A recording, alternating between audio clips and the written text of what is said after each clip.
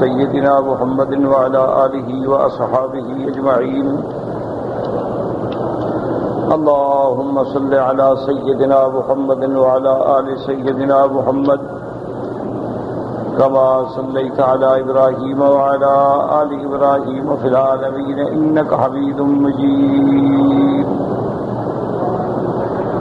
أعوذ بالله من الشيطان الرجيم. بسم الله الرحمن الرحيم. يا أيها الذين آمنوا لا تدخلوا بيوت النبي إلا أن يؤذن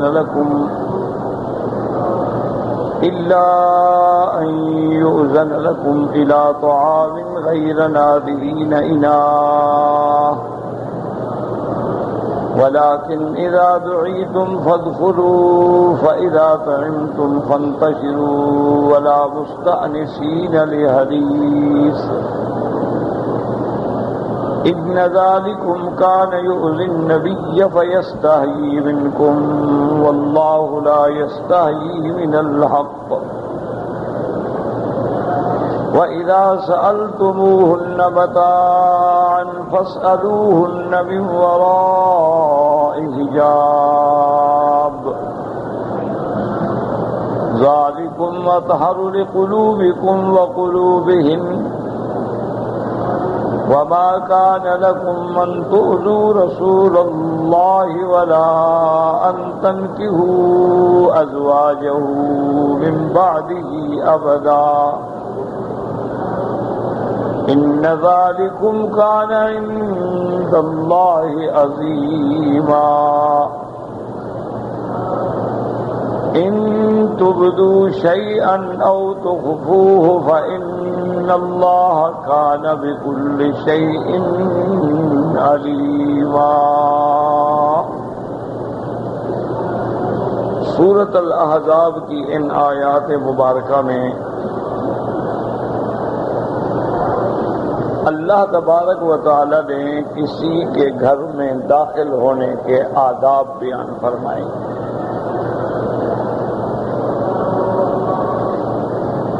بظاہر اس آیات میں جو ذکر ہے وہ ہے بیوت النبی یعنی پیغمبر کے گھر میں داخل ہونا، اللہ کے نبی کے گھروں میں داخل ہونا. لیکن یہ حکم عام ہے قیامت تک ہر مومن کے لیے. خطاب حضور صلی اللہ علیہ وسلم کی گھروں کا ذکر ہے، لیکن ابتدا میں جو حکم ہے وہ عام. یا ایھا الذین آمنوا، ایمان والو. تو اس لیے مفسرین فرماتے ہیں رحمہم اللہ علیہم اجمعین کہ دخول البیت اور اسی طرح مسئلہ حجاب یہ سارا حکم جو ہے صرف حضور صلی اللہ علیہ وسلم کے لیے مخصوص نہیں ہے بلکہ تمام امت. لیکن انداز خطاب ہوتا ہے کہ کبھی کبھی خطاب براہ راست حضور کو ہوتا ہے، لیکن آپ کے واسطے سے مراد جو ہے وہ پوری امت ہوتی ہے. اور کبھی کبھی خطاب براہ راست اللہ مومنوں کو بھی فرماتے ہیں یا ایھا الذین آمنوا لا ترفعوا اصواتکم یا ایھا الذین آمنوا لا تقدموا بین یدی اللہ ورسولہ یا ایھا الذین آمنوا اذا نودی للصلاۃ من یوم الجمعۃ. تو براہ راست مومنین کو بھی خطاب. تو اب اس آیت میں ہمیں یہ معلوم ہوا کہ کسی کے گھر میں جانا ہو تو سب سے پہلی بات یہ ہے کہ اذن کے بغیر داخل نہ ہو، جب تک اجازت نہ ہو داخل. اسی طرح آداب بیت میں یہ بھی داخل ہے کہ جب کسی کے گھر میں آپ جاتے ہیں تو بالکل عین دروازے کے سامنے بھی کھڑے نہ ہو، کیونکہ کبھی چھوٹا بچہ آ کے دروازہ کھول دیتا ہے اور سامنے اس کی عورت کھڑی ہے تو پھر گھر کا مقصد ہی فوت ہو گیا. گھر تو ہوتا ہے اس لیے ہے چادر چار دیواری کہ اس کی عزت محفوظ رہے، کسی کی نظر نہ پڑے. اور اسی طرح اس آداب میں یہ بھی شامل ہے کہ جب کسی کے گھر میں جائیں اور اذن مانگیں تو یہ جیسے آج کل بھی رواج ہے، آدمی کہہ دیتے ہیں کون ہو جی میں ہوں. بھائی میں ہوں تو کوئی بندے کا نام نہیں ہوتا نا، تو اپنا نام بتائیں کہ میں فلان ہوں. اور اسی طرح یہ بھی آداب میں داخل ہے فَإِذَا قِيلَ لَكُمْ فَارْجِعُوا، اگر تمہیں اندر سے آواز آئے کہ بھی لوٹ جاؤ، گھر میں آدمی نہیں ہے تو لوٹ جاؤ.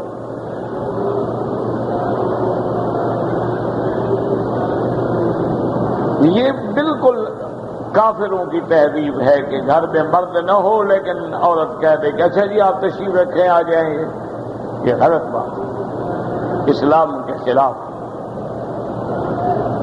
ایک آدمی اللہ کو نہیں مانتا، قرآن کو نہیں مانتا، حضور کو نہیں مانتا، اس کو کیا سمجھانا ہے؟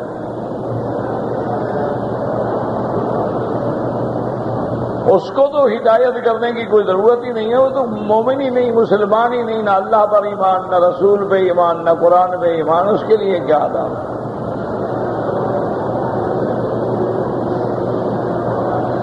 یہ ایمان والوں کے لیے حکم ہے.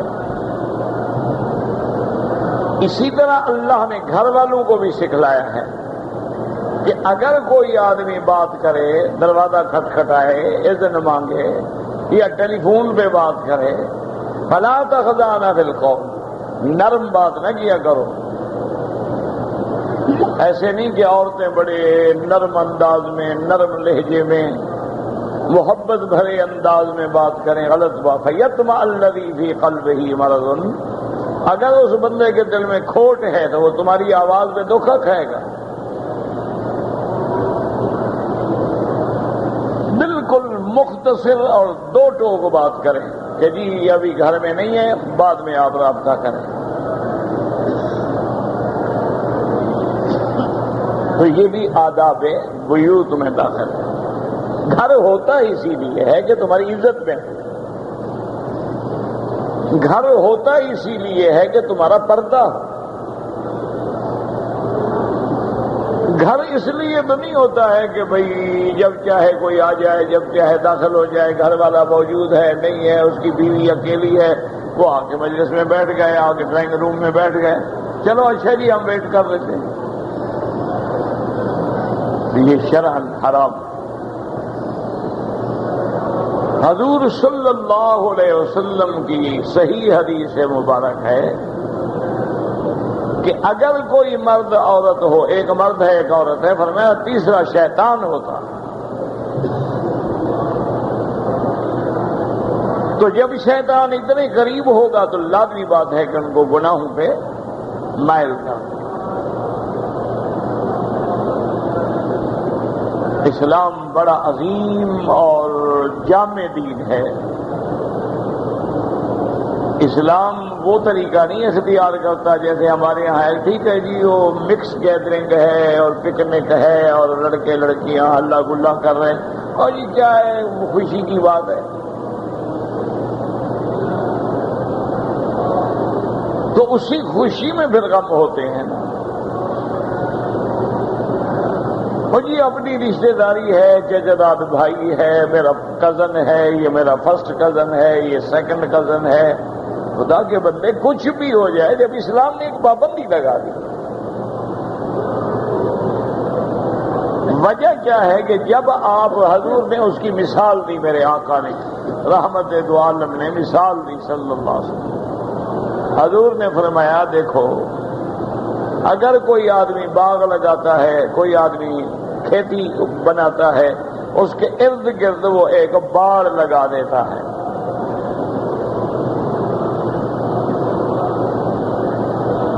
فرمایا اگر تمہاری بکریاں، تمہارے جانور اس باڑ کے قریب تم لے جاؤ گے تو ہو سکتا ہے اندر بھی منہ مار لیں. اگر تم باڑ سے دور رہو گے تو خدشہ خود بخود ختم ہو گیا. اسلام یہ چاہتا ہے کہ گناہ کے اسباب کے قریب بھی نہ جاؤ. یہ نہیں کہ اسباب پیدا کر لو اور پھر کہو جی گناہ نہ کرو.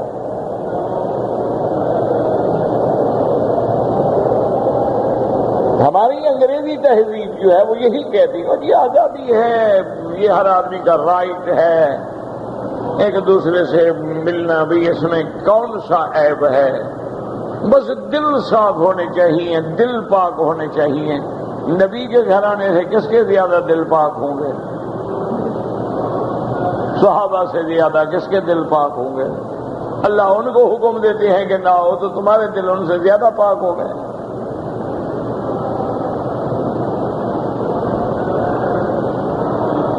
انسان ہے، جرائم ہوتے ہیں، اس لیے قرآن دور سے روکتا ہے. وَلَا تَقْرَبُوا الزِّنَا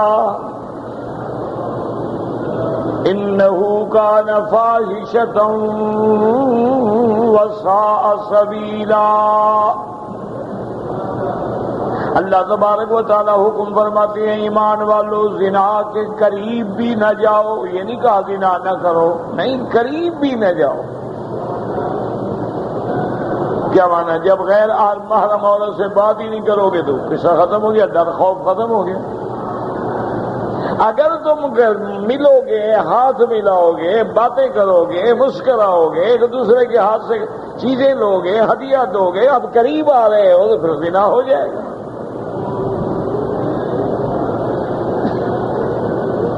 اسی لیے علماء اسلام نے لکھا ہے کہ آخر کوئی حکمت تو ہے کہ اللہ نے مردوں کو بھی حکم دیا نظر نیچی کرو، عورتوں کو بھی حکم دیا نظر نیچی کرو. وجہ یہ ہے کہ وہ فرماتے ہیں کہ الاول النظر، تو سب سے پہلے نظر پڑتی ہے آدمی کی چہرے پہ. ثم الخطرہ، تو پھر دل میں خیالات پیدا ہوتے ہیں کہ بھئی لڑکی تو بڑی خوبصورت ہے، دیکھیں آنکھیں کیسی بڑی بڑی ہیں، دیکھیں بھویں کیسے باریک ہیں، دیکھیں ناک کیسے پتلا ہے، دیکھیں ہونٹ کیسے باریک ہیں، گلاب کی پنکھڑی ہیں. یہی نظر تو ہے. اب دل میں برائی پیدا ہونی شروع ہو گئی. النظر، تو اس کے بعد الخطرہ، تو دل میں برے خیال آئیں. پھر الخطوہ، تو پھر آدمی آگے قدم بڑھائے گا. ذرا قریب ہو گئے تو دیکھیں. ثم الخطیہ، تو اس کے بعد پھر گناہ ہوتا. تو اگر آپ نے نظر ہی نیچے کر لی تو بات ختم ہو گئی، آپ نے دیکھا ہی نہیں.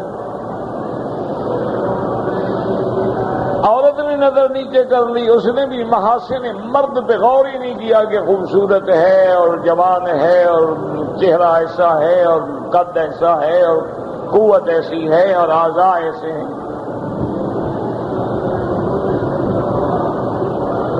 اسلام دور سے پابندی لگاتا ہے کہ دور، بالکل گناہوں کے قریب ہی نہ ہو. قریب آؤ گے تو پھر جل جاؤ.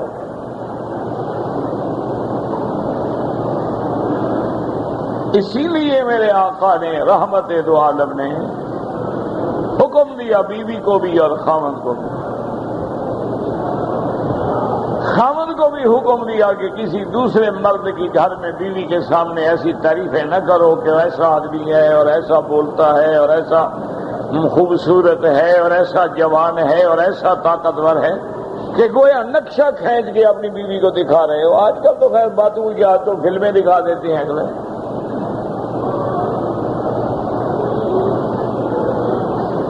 یہ تو پرانی باتیں ہیں نا اس دور کی، جس زمانے میں آپ کے یہ کیمرے اور ڈیجیٹل کیمرے اور موبائل کیمرے اور ویڈیو کیمرے ایجاد نہیں ہوئے تھے. تو اب تو ہر چیز آپ کی ہاتھ مٹھی میں ہے.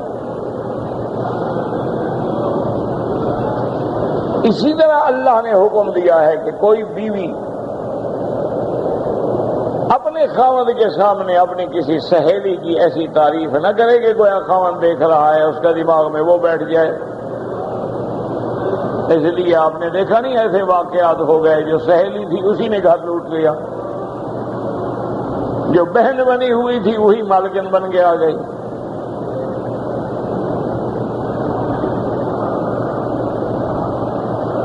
تو اس لیے یہ سارے آداب ہیں، لیکن کن کے لیے یہ آداب ہیں؟ مسلمان کے لیے، ایمان والے۔ کافروں کو آداب سکھانے کی ضرورت ہی نہیں ہے، کیونکہ یہ سارے آداب کیوں سکھائے جا رہے ہیں کہ تم جہنم سے بچ جاؤ، وہ تو جہنمی ہیں، انہیں آداب کی کیا ضرورت ہے؟ ان کے سامنے تو بس یہی دنیا ہے نا، آگے تو کچھ ہے نہیں۔ تو بہرحال سب سے پہلا حکم یہ ہے کسی کے گھر میں نہ جاؤ، اور جانا ہو تو اجازت کے بغیر داخل نہ۔ اور اسی طرح یہ بھی آداب میں ہے کہ اگر کسی کے گھر میں دعوت ہے اور آپ کو اندازہ ہے کہ بھئی کھانا رات کو 10 بجے تقریباً سرو ہوگا، آپ نماز عشاء پڑھ کے 8 بجے آ کے بیٹھ گئے، اسی لیے اللہ فرماتے ہیں غیر ناظرین اناہ، انا مانا کھانے کا پکنا، یعنی اس بات کی انتظار میں نہ رہو کہ کھانا پک جائے، ہم تو پہلے آگے بیٹھے ہوئے ہیں۔ تو یہ بھی آداب اسلام کے خلاف ہے کہ ابھی کھانا پکا نہیں، گھر والے کھانے پکانے میں لگے ہوئے ہیں، یہ آگے پہلے براجمان ہو گئے، اب ان کا کریں، کھانا پکانے کا کریں، ان کو پانی پہنچائیں، چائے پہنچائیں، کیا پہنچائیں۔ اور پھر جگہ بھی رک گئی، پردے کا مسئلہ ہو گیا، 10 آدمی آگے گھر میں بیٹھ گئے، تو یہ بھی اسلام میں منع ہے۔ فَإِذَا دُعِيتُمْ، جب تم کو بلایا جائے بس اسی وقت جاؤ۔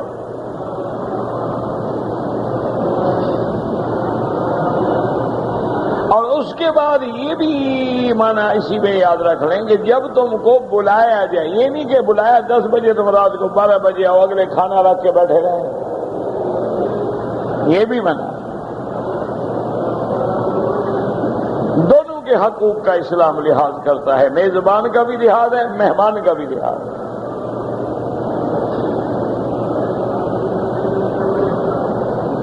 اور اس کے بعد پھر آداب کیا ہیں؟ فَإِذَا طَعِمْتُمْ فَانتَشِرُوا، کہ جب کھانا کھا لو تو اس کے بعد بس فوراً مہمان سے اجازت دو، اچھا جی جزاکم اللہ، السلام علیکم، اور چلے جاؤ۔ وَلَا مُسْتَأْنِسِينَ لِحَدِيثٍ، آپس میں قصے کہانیاں لے کے نہ بیٹھ جاؤ کہ کھانا کھا لیا بیٹھے یار ذرا گپ شپ تو کریں۔ گھر والے لٹکے ہوئے ہیں، انہوں نے سامان سمیٹنا ہے، برتن دھونے ہیں، رکھنے ہیں، جگہ بنانی ہے، رات کا آرام ہے، وہ بیٹھے۔ یہ بھی اسلام کے خلاف ہے۔ اور اللہ نے یہ بھی ارشاد فرما دیا کہ یہ سارے حکم ہم نے کیوں دیے ہیں؟ ذالکم اطہر لقلوبکم وقلوبہن، یہ تمہارے دلوں کی پاکی کا سبب ہے اور ان کے دلوں کی بھی پاکی کا سبب ہے کہ جب آگ اور کپاس قریب ہی نہیں جائے گی تو آگ کس کو لگے گی؟ اسی لیے کہتے ہیں کہ گھر میں آپ یہ ربڑ والے گدے نہ رکھیں، آگ لگنے والا سامان نہ رکھیں، کیونکہ آگ کے قریب اگر وہ سامان ہوگا تو آگ تو بھڑک جائے گی، پھر اس کو کون بجھائے گا؟ اچھا اگر آگ یہاں جل گئی لیکن ساتھ کچھ نہیں، کیا کرے گی؟ 2 منٹ کے بعد بجھ جائے گی۔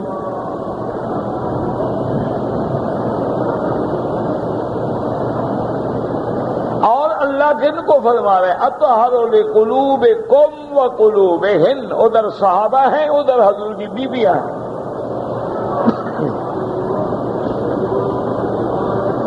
اور وہ بیویاں ہیں جن کے بارے میں آپ پہلے پڑھ چکے ہیں کہ انما یرید اللہ لیذھب عنکم الرجس اہل البیت، جن کو اللہ نے پاک کیا، جن کے دلوں سے میل بھی اللہ نے نکال دیا، اور مبارک وَيُطَهِّرُكُمْ تَطْهِيرًا، ان پاکیزہ خواتین کو حکم دیا جا رہا ہے کہ تمہارے دل کو پاک رکھنے کے لیے حکم ہے کہ غیر مرد پہ نظر ہی نہ پڑے، بات بھی نہ ہو۔ اور آنے والے کون ہیں؟ صحابہ ہیں۔ جن کی قسمیں اللہ نے قرآن میں کھا لی ہیں کہ اولئک هم المؤمنون حقا، میرا بدری پکے مومن، سچے کھرے مومن ہیں تیرے صحابہ، جن کے بارے میں اللہ فرماتے ہیں فعلم ما فی قلوبہم، میرا مدنی ہم نے ان کو اندر سے بھی دیکھ لیا، اولئک الذین امتحن اللہ قلوب، جن کے دلوں کو ہم نے مانج لیا ہے، پرکھ لیا ہے، اور بالکل کٹھالیوں میں ڈال کے تیزاب کے اندر دیکھ لیا، کھرا سونا ہے تیرے صحابہ، میرا مدنی یہ تیرے سچے ایمان والے ہیں، سچے پروانے ہیں، سچے دیوانے ہیں۔ ان لوگوں کو اللہ یہ حکم دے رہے ہیں تو آپ کا اور میرے لیے کیا حال ہوگا؟ ہمارے لیے تو حالات ایسے ہو گئے ہیں کہ ہر آدمی کوشش کرتا ہے میں ایسی جگہ بیٹھوں کہ سارے گھر والوں پر بھی نظر پڑتی رہے، اور گھر والے بھی ماشاءاللہ اتنے فراغ دل ہوتے ہیں، اتنے بڑے دل والے ہوتے ہیں کہ اپنی بیوی کی تصویر سامنے لگائی ہوئی ہے کہ ہر مہمان آ گیا اور دیکھے کہ دیکھیں میری بیگم کیسے خوبصورت ہے۔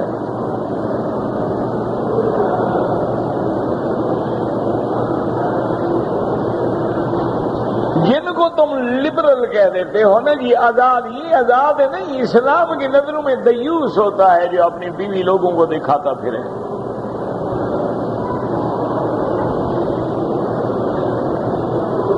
اور آج کل ہمارے عورتیں بھی ایسی ہو گئی ہیں، دوسروں کے گھر میں جانا ہے، میک اپ ہے، سنگار ہے، بھڑکتے ہوئے لباس ہے، جو خود دعوت گناہ دیں۔ لباس ایسا ہے، میک اپ ایسا ہے، خوشبو ایسی ہے،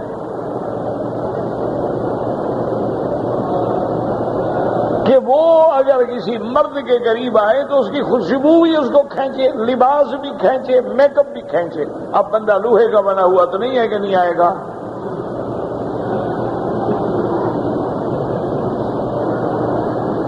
اور پھر آ کے خوش ہوتی ہیں کہ ایک دوسرے کو کہتی ہیں آج تو محفل کو لوٹ لیا آپ نے، سب کی نظریں آپ پہ تھیں، اور وہ خوش ہوتی ہے اور خاوند بھی خوش ہوتا ہے، وہ کہتے ہیں ہاں کمال ہے، میری بیگم ہے ہی ایسی، کوئی آدمی بغیر دیکھے گزر ہی نہیں سکتا۔ اسلام کی روح میں یہ دیوس ہیں، بے غیرت ہیں۔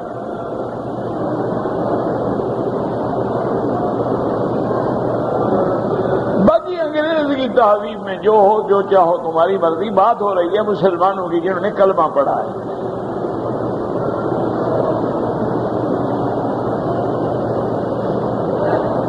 تو یہ سارے آداب دینے کے بعد پھر اللہ نے میرے مدنی کی شان بھی بیان فرمائی۔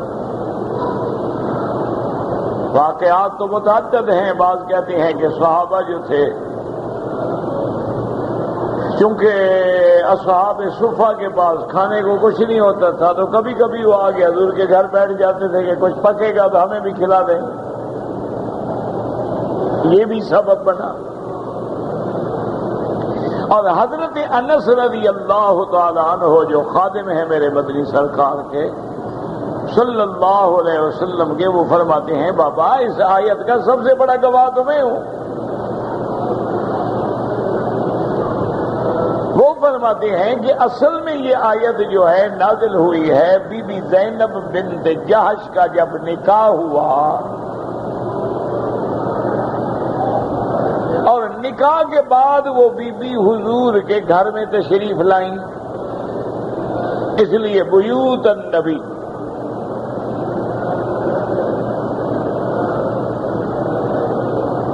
تو جب وہ حضور صلی اللہ علیہ وسلم کے گھر میں تشریف لے آئیں تو حضور نے دعوت ولیمہ دی، تاکہ شادی کے بعد جو دعوت ہے اس کو دعوت ولیمہ کہتے ہیں، اور سنت ہے۔ جتنا اللہ توفیق دے کسی کو، ضروری نہیں ہوتا کہ اس میں یہ مینو ہو اور یہ کھانے، جو توفیق ہے کھلا دو۔ اسی لیے ایک اثر میں تو یہ بھی آتا ہے کہ دعوت ولیمہ سنت تو ہے، لیکن شر الطعام یہ کوئی اچھا کھانا نہیں ہوتا ہے۔ پوچھا گیا کیوں؟ فرمایا کہ یدعا بہ الامراء، بڑے لوگوں کو دعوت دی جاتی ہے، غریبوں کو بھلا دیا جاتا ہے۔ ہر آدمی شادی پہ ڈھونڈ ڈھونڈ کے دعوت دیتا ہے کہ کار پہ آئے، گاڑی پہ آئے، لوگ دیکھیں گے باہر 200 کار کھڑی ہے۔ ہمسایہ غریب ہے، اس کو کبھی نہیں کہے گا کہ بھئی دعوت ہے ولی میرے بیٹے کی ولیمے کی دعوت ہے، کل کھانے پہ آ رہے ہیں۔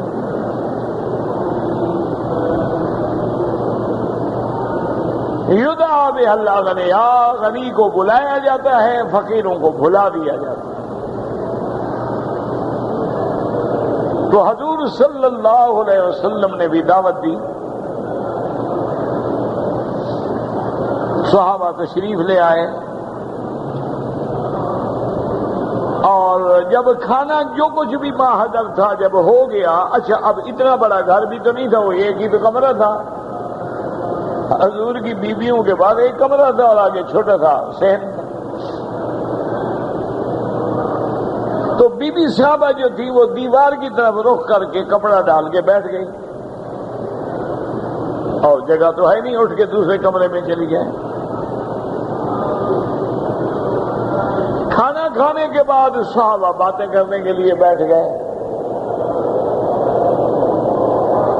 اور حضور صلی اللہ علیہ وسلم کان شدید الحیا، میرا بدری بڑے حیا والے،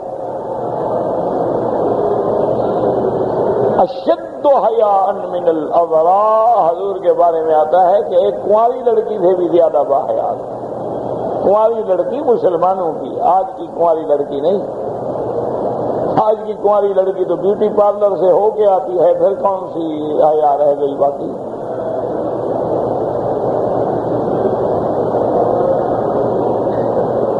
آج کی کنواری لڑکی کا مسئلہ ہی نہیں ہے، یہ پہلے زمانے کا مسئلہ ہے، یا مسلمانوں میں مسئلہ ہے جن کے اندر ایمان ہے،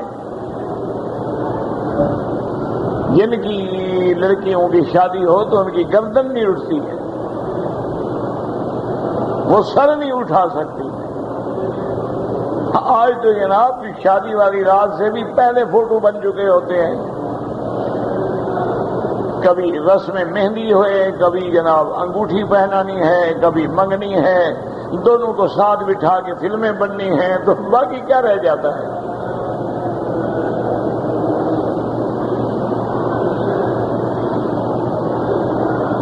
یہ مسلمانوں کے لیے احکام ہیں، جتنی باتیں ہیں نا مسلمانوں کے لیے۔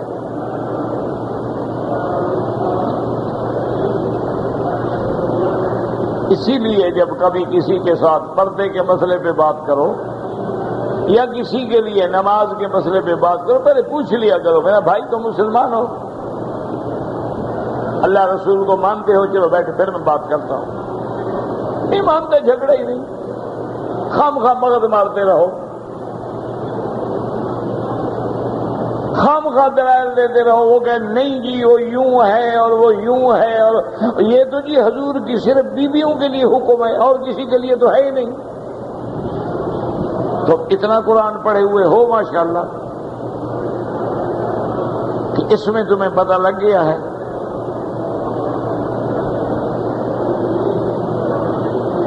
یہ کیا بات ہوئی؟ اللہ تبارک و تعالیٰ نے اگر صرف نبی کی بیویوں کو پردے کا حکم دیا ہے، باقی امت چھوٹی ہے، خلاص۔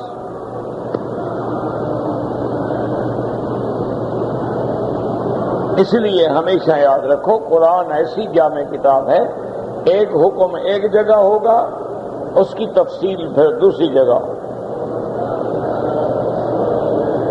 عالم کی نظر ساری آیات پہ ہوگی، اعتراض کرنے والے کی نظر ایک آیت پہ ہوگی۔ اس لیے قرآن نے دوسری جگہ وضاحت کر دیا، ایھا النبی قل ازواجک و بناتک و نساء، یا ایھا النبی قل ازواجک و بناتک و نساء المؤمنین یدنین علیہن من جلابیبہن۔ اللہ نے فرما دیا میرے نبی آپ اپنی بیویوں سے بھی کہہ دیں، اپنی بیٹیوں سے بھی کہہ دیں، اب دیکھیں جب حضور کی بیویوں کو حکم ہو گیا کافی تھا، لیکن اللہ نے وضاحت کر دی کہ کبھی یہ کوئی نہ سمجھے کہ حضور کی بیویوں کے لیے تو حکم ہے لیکن بیٹیوں کے لیے حکم نہیں ہے۔ اللہ نے فرمایا ازواجک و بناتک، آپ کی بیویوں کے لیے بھی حکم ہے، آپ کی بیٹیوں کے لیے بھی حکم ہے۔ آپ کی بیٹی کو بھی یہ رعایت نہیں مل سکتی کہ وہ بنات رسول اللہ ہیں، وہ نبی کی بیٹیاں ہیں، وہ مقدس پیغمبر کے گھرانے میں پیدا ہوئی ہیں، ان کو پردے کی کیا ضرورت ہے؟ فرمایا نانا و بناتک، آپ کی بیٹیوں کو بھی پردے کا حکم ہے۔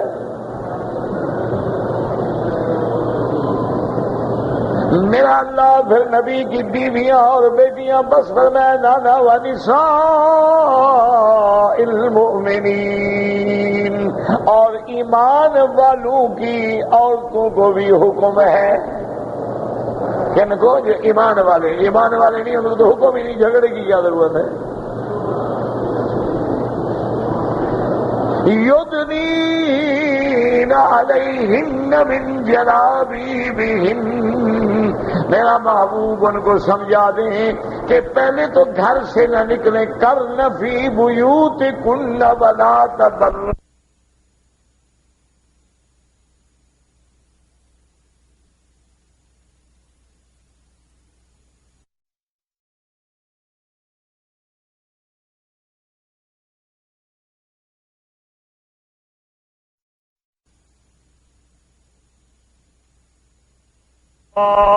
اور اگر نکلنا پڑے تو یدنین علیہن من جلابیبہن، ایک بڑی چادر لے کے سر کے اوپر سے سارے بدن کو، اپنے چہرے کو بھی ڈھانک لیں۔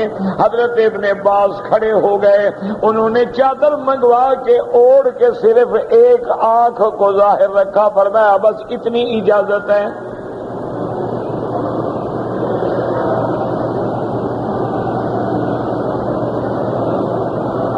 اللہ اکبر۔ ابن عباس ہے نا جس کے لیے میرے نبی نے دعا کی ہو کہ اللہم علمہ التاویل، اللہ میرے ابن عباس کو اپنے قرآن کا علم دے۔ وہ ترجمہ کر کے دکھا رہے ہیں، چادر منگائی، سر پہ ڈالی، گھونگھٹ نکالا اور ہر طرح لپیٹ کے صرف ایک آنکھ، اشارہ کر دیا کہ آنکھیں بھی دونوں ظاہر نہ کرے عورت۔ اگر دونوں آنکھیں ہوں گی تو بندہ آنکھیں دیکھ کے بھی فتنے میں پڑ جاتا ہے۔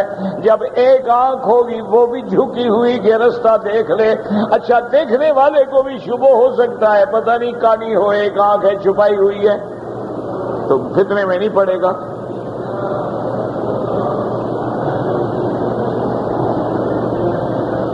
اللہ نے حکم دے دیا۔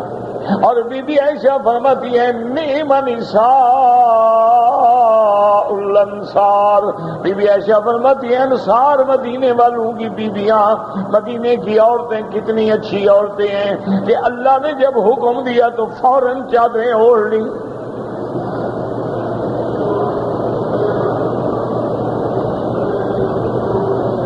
بعض بیویوں نے حضور سے مسئلہ پوچھا کہ یا رسول اللہ صلی اللہ علیہ وسلم، اگر ہم عید کی نماز پہ جانا چاہیں، حالانکہ عید کی نماز پہ یا جمعہ پہ عورت کا جانا کوئی واجب نہیں ہے، لیکن جانا چاہے تو اجازت ہے۔ حضور نے فرمایا پھر پوری طرح چادر اوڑھ کے جاؤ۔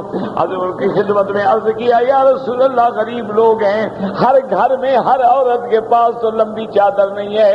آپ نے فرمایا پھر کسی بہن سے مانگ کے جائے بغیر چادر کے نہ نکلے۔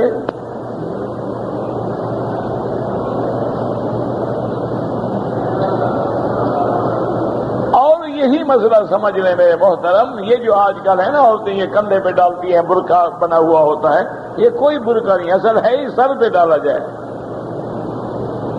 یہ جو کندھے پہ آ گیا نا بھی یا کوٹ کی طرح پہن لیا، گاؤن پہن لیا، یہ برقع شرکا نہیں ہے اسلام کا۔ یدنین علیہن علی استعلاء کے لیے کہ اپنے سر کے اوپر سے چادر گزار کے گھونگھٹ نکال کے تاکہ بالکل اس کے چہرے پہ کسی کی نظر نہ پڑے۔ تو اب دیکھیں اللہ نے وہاں نساء المومنین کا ذکر کر دیا کہ نہیں کر دیا؟ اسی طرح فرمایا وَقُلْ لِلْمُؤْمِنَاتِ يَغْضُضْنَ مِنْ أَبْصَارِهِنَّ، اللہ نے فرمایا ہر ایمان والی بی بی کو میرا محبوب حکم دے دیں کہ اپنی نظروں کو نیچے رکھے، اپنی نظر جھکا کے چلے۔ تو یہ حکم کس کے لیے ہے؟ مومنہ، سب عورتوں، ایمان والوں کے لیے۔ تو اس لیے ہمیشہ یاد رکھیں، یہ نہ کہا کریں کہ یہ تو نبی کی بیویوں کو، وہ نبی کی بیویاں تو ہماری مائیں ہیں، پھر ماں سے تو پردہ ہوتا ہی نہیں۔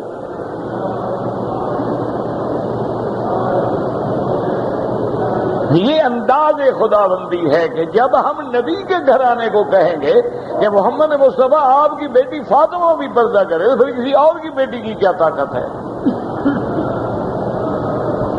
یہ انداز ہے تاکہ عورت سمجھے کہ اتنا اہم چیز ہے کہ نبی کی بیوی بھی پردے کی پابند ہے، نبی کی بیٹی بھی پردے کی پابند ہے، تو کسی تیسرے کی کیا گنجائش ہے؟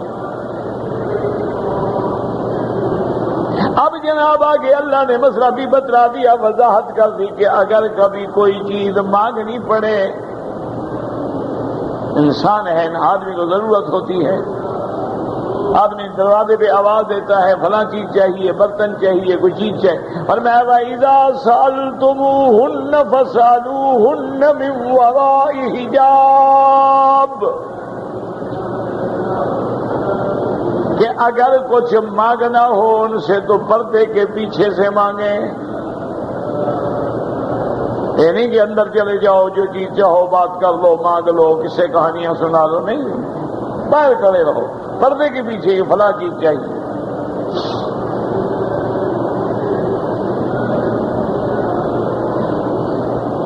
اب اللہ کے نبی کے گھر میں جب صحابہ بیٹھ گئے، حضور چونکہ شدید الحیا، حضور پاک بڑے شرمیلے،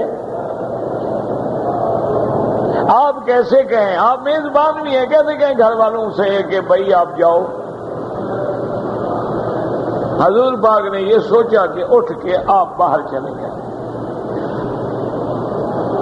آپ بی بی عائشہ کے حجرے میں چلے گئے، تھوڑی دیر کے بعد آئے وہ پھر بیٹھے۔ مطلب یہ تھا کہ جب گھر والا اٹھ کے جائے گا تو مہمان سمجھ جائے گا کہ بھی ہم بھی اٹھے۔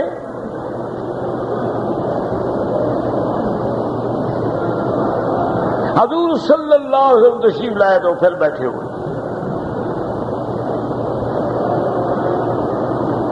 ایک روایت مبارک میں یہ بھی آتا ہے کہ حضور دوبارہ باہر تشریف لے گئے،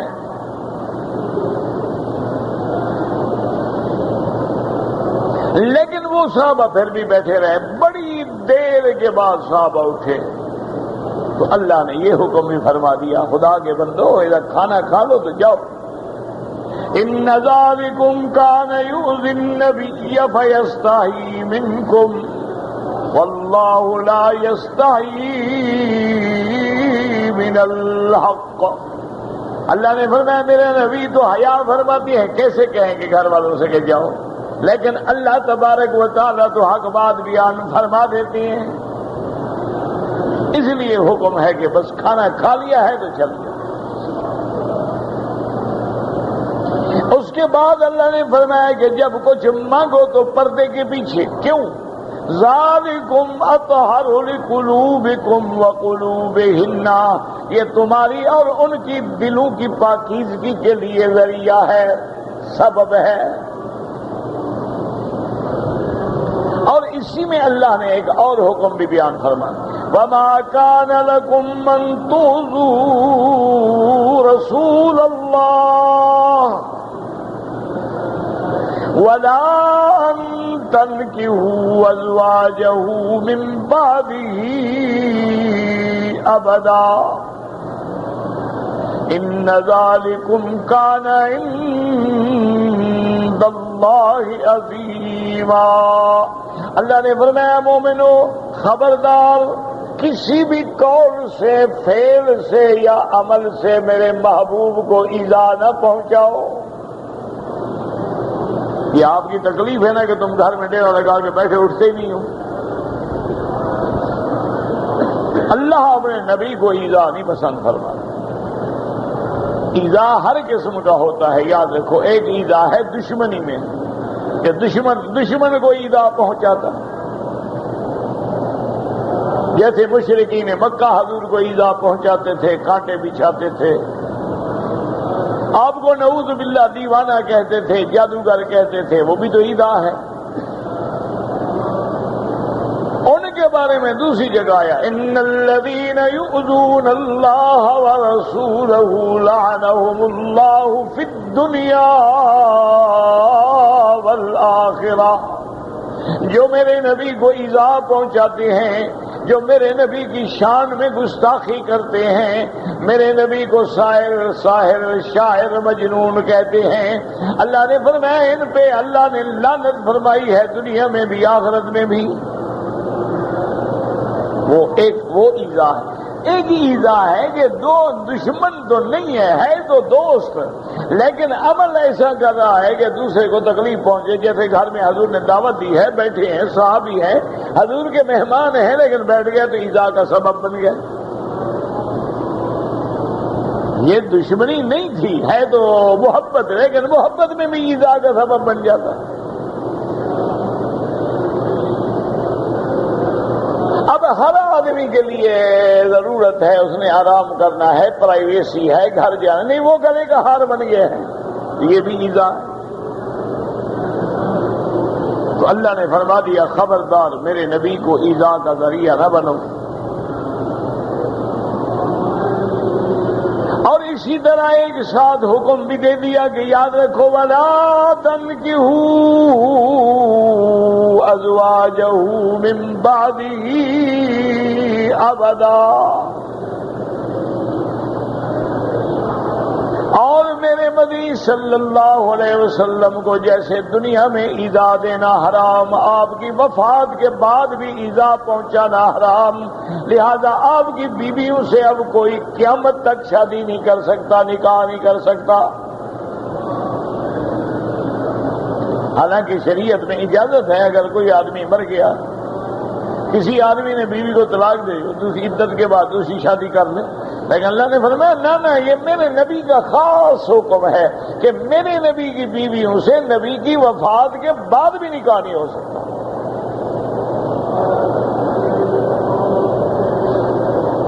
وجہ کیا تھی؟ علماء نے فرمایا اس کی دو وجوہات ہیں۔ ایک وجہ تو یہ وَأَزْوَاجُهُ أُمَّهَاتُكُمْ، حضور کی بیویاں تمہارے لیے ماؤں کے حکم میں ہیں، مائیں ہیں، حالانکہ حقیقی ماں تو نہیں ہے، یہ سلبی ماں بھی نہیں ہے، رضائی ماں بھی نہیں ہے، لیکن اللہ نے فرما دیا ہے۔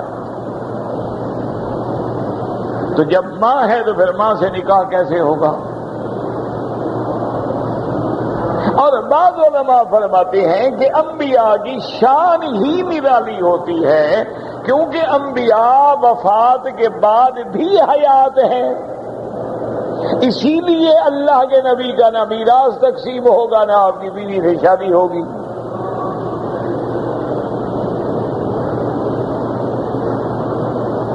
کہ انبیاء جو ہیں وہ تو حیات ہیں، اور حیات انبیاء میں تو جھگڑا ہی کوئی نہیں، ماں سوائے ایک فرقہ کرامیہ کے۔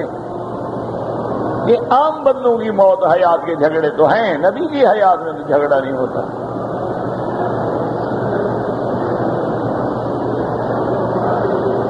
اور تیسری بات یہ ہے کہ اللہ تبارک و تعالی نے حضور کی بیویوں کو حضور کے لیے چن لیا تھا، اور بیویوں کو بھی جب آپ پڑھ چکے ہیں اسی سورت مبارک میں، اللہ نے اختیار دیا تھا کہ میرے نبی اپنی بیویوں سے بتلا دو، دنیا چاہتی ہو یا آخرت، دنیا چاہتی ہو طلاق لے لو، آخرت چاہتی ہو تو پھر ہر تکلیف پہ صبر کرو اور گزارا کرو۔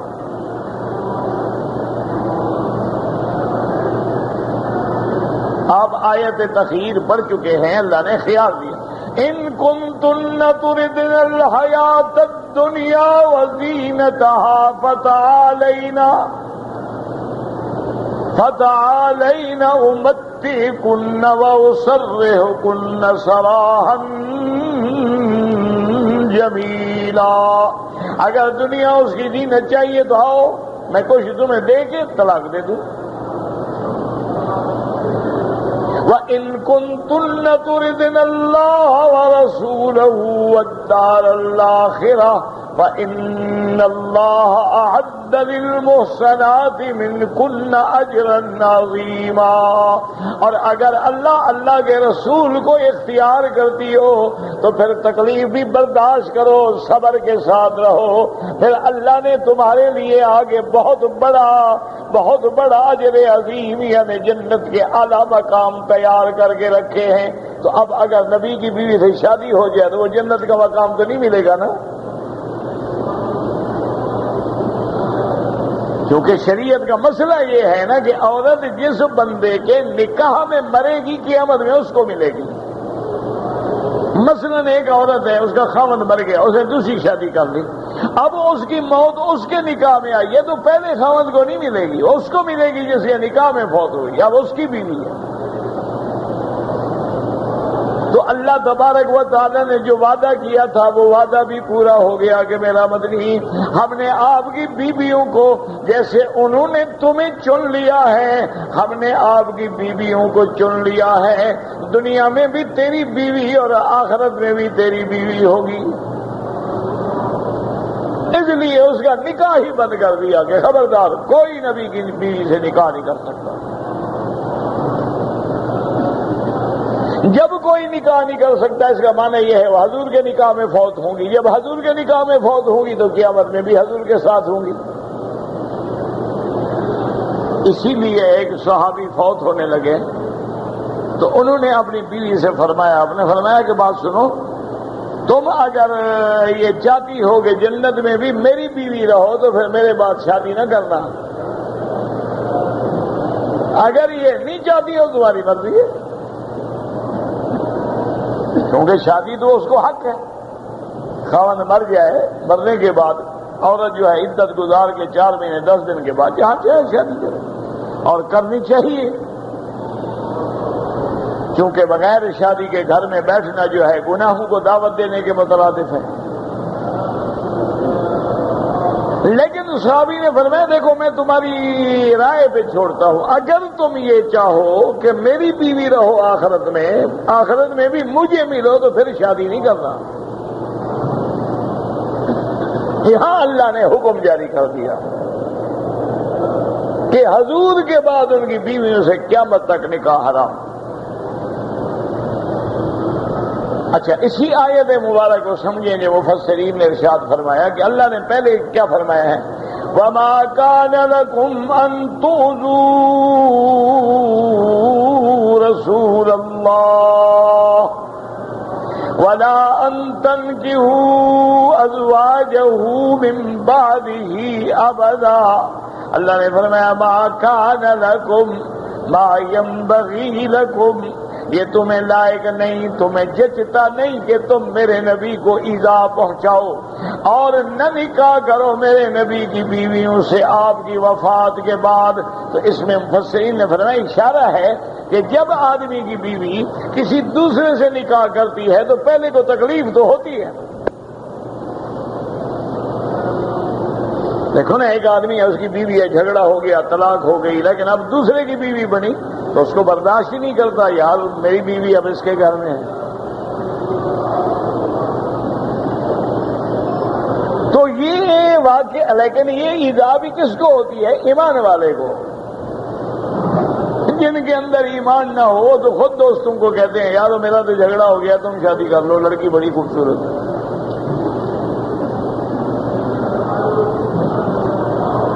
ہمارے لوگ تو بڑے بڑے دل کے لوگ ہیں نا، شراب پی لیتے ہیں، او جی کیا ہے اللہ غفور الرحیم ہے، بخش دے گا۔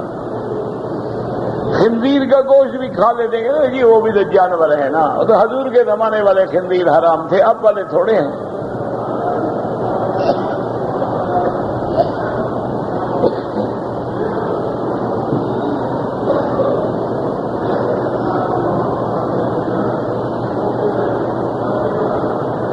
اللہ تبارک و تعالی، لیکن باغیرت آدمی کو تو تکلیف ہوتی ہے کہ یار میری بیوی تھی، میری بستر کی زینت تھی، آپ دوسرے کے گھر میں ہیں، حالانکہ وہ نکاح کر چکی ہے، لیکن ایذا ہوتی ہے۔ اللہ نے فرمایا اتنی ایذا بھی میرے نبی کو نہ پہنچاؤ، آپ کی بیویوں کے ساتھ کبھی نکاح نہیں ہو سکتا۔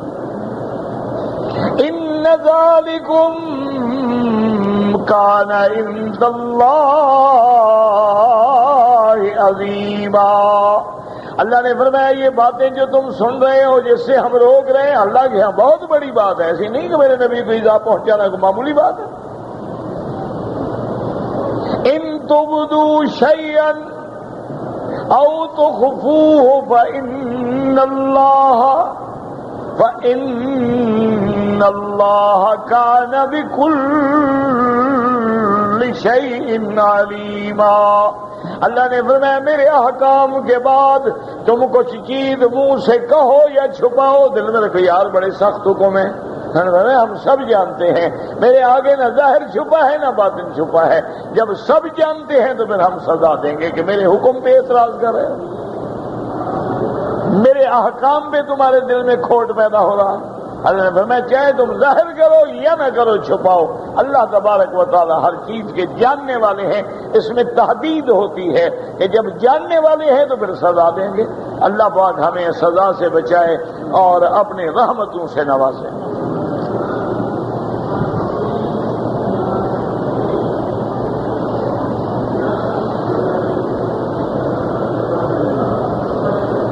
کہتے جی کہ اگر کسی آدمی نے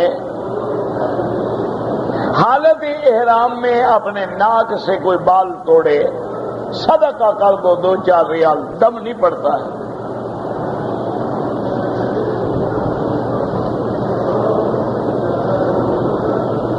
کہتے جی کہ امریکہ میں اور انگلینڈ میں اور بعض ملکوں میں عید جو ہے وہ سعودی عرب کی عید کے ساتھ اور روزہ جو ہے وہ سعودی عرب کے روزے کے ساتھ رکھا جاتا ہے۔ اصل وجہ یہ ہے میرے بھائی کہ وہاں پر چونکہ اکثر اوقات میں بادل ہوتے ہیں، آسمان صاف نہیں ہوتا ہے، چاند دیکھنا ممکن ہی نہیں ہوتا،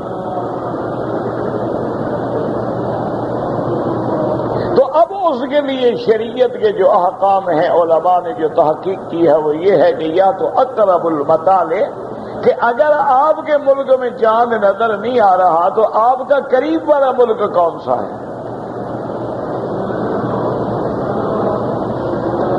آپ اس پہ عمل کریں، اقرب المطالع پہ کہ جو قریب ملک ہے اس سے معلوم کر لیں، جب وہاں چاند ہو تو گویا تم بھی روزہ رکھ لو، جب وہاں چاند ہو تم بھی عید کر لو۔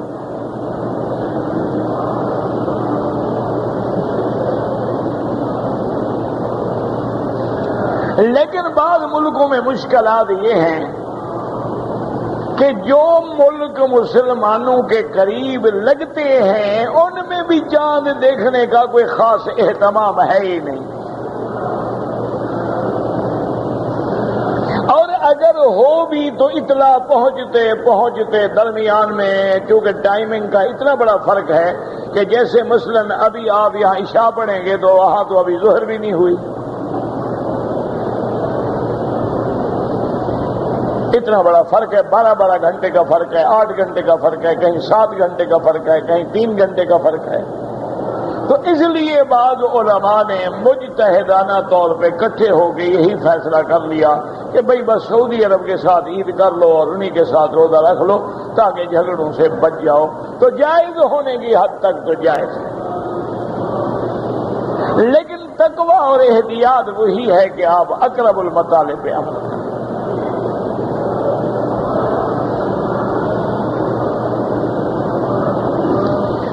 کہ سعودی عرب میں چاند دیکھنے کا کیا انتظام ہے، یہاں بندے دیکھتے ہیں، مشین نہیں دیکھتے، کہتے چاند نہیں ہوتا وہ کیسے دیکھ لیتے، یہ تیرا علم کہتا ہے نا کہ چاند نہیں ہوتا، کہ یہ نیو مون ہے 48 گھنٹے میں اس کو کوئی نہیں دیکھ سکتا، یہ نظریہ ہو سکتا ہے 20 سال کے بعد بدل جائے، تم تو پہلے بھی کہتے تھے کہ زمین گول ہے، پھر کہتے تھے زمین پھرتی ہے، پھر کہتے زمین نہیں پھرتی، پھر کہتے سورج چاند پھرتا ہے، پھر کہتے ہیں دونوں پھرتے ہیں، تمہارا کوئی ایک نظریہ ہے کہ ہم اس پر اعتماد کریں؟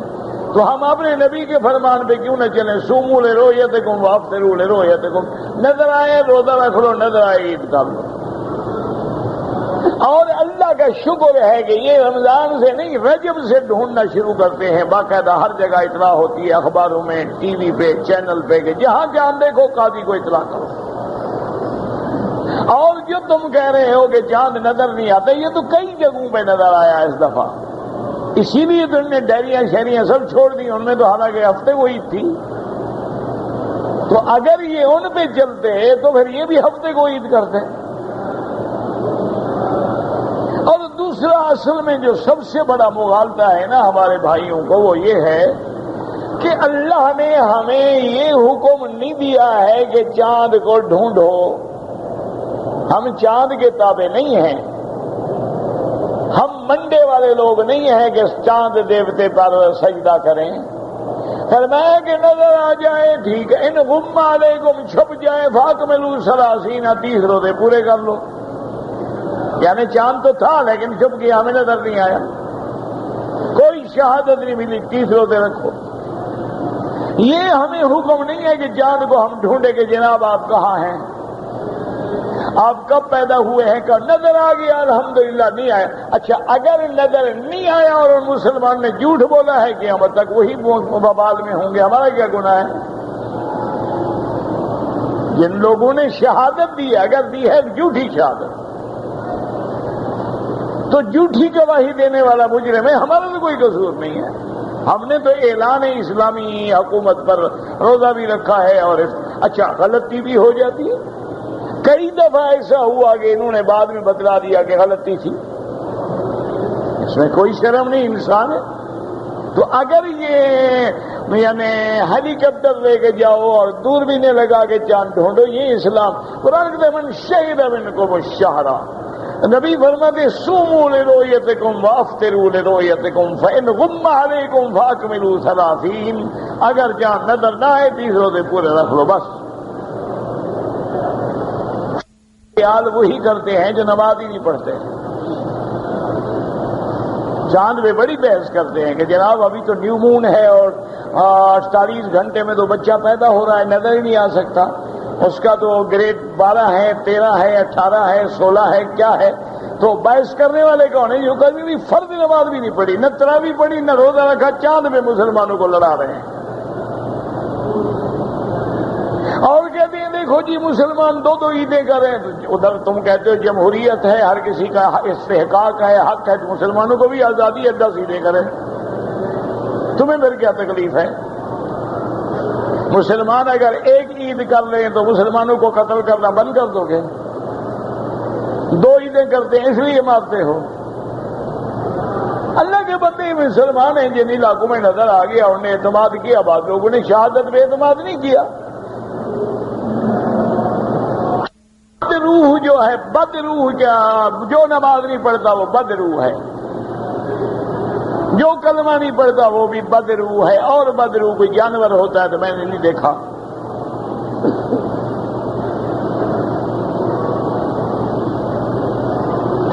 لڑکا اپنی مرضی سے شادی کر لے نہیں ہوتی جب تک ولی الامر راضی نہ ہو. ایسے چھٹی دے دو انشاءاللہ تو گھر میں کوئی بھی نہیں رہے گی، نہ لڑکی رہے گی نہ لڑکا رہے گا.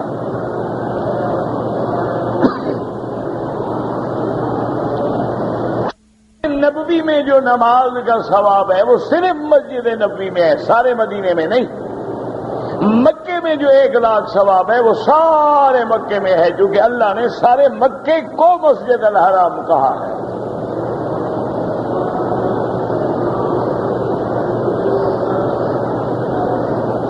اگر ایک آدمی نے عید رمضان کے بعد مدینہ منورہ سے بیر علی سے احرام باندھ کے عمرہ کیا، حج ضروری ہے؟ کوئی ضروری نہیں. حج تو زندگی میں 1 دفعہ فرض ہوتا ہے، یہ تھوڑا ہے کہ 100 دفعہ حج کرو.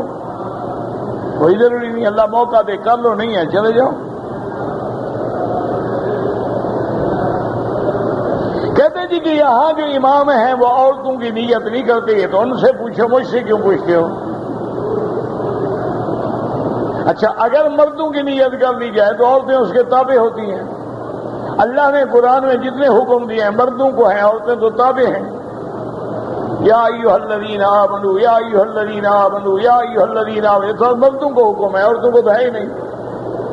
تو عورت مرد کے تابع ہوتی ہے، اگر مردوں کی بھی نیت کر لیں سب کی ہو گئی۔ ویسے آپ کو غلط فہمی ہے، یہاں امام علماء ہیں، سب کا خیال کرتے ہیں۔ مجلس میں کسی نے 3 طلاق دی ہے، حنفی مسلک میں تو 3 ہو جاتی ہے، بعض علماء اہل حدیث جو ہیں وہ فرماتے ہیں 1 ہوتی ہے، لیکن اکثر اسی پہ ہے کہ 3 ہوتی ہے۔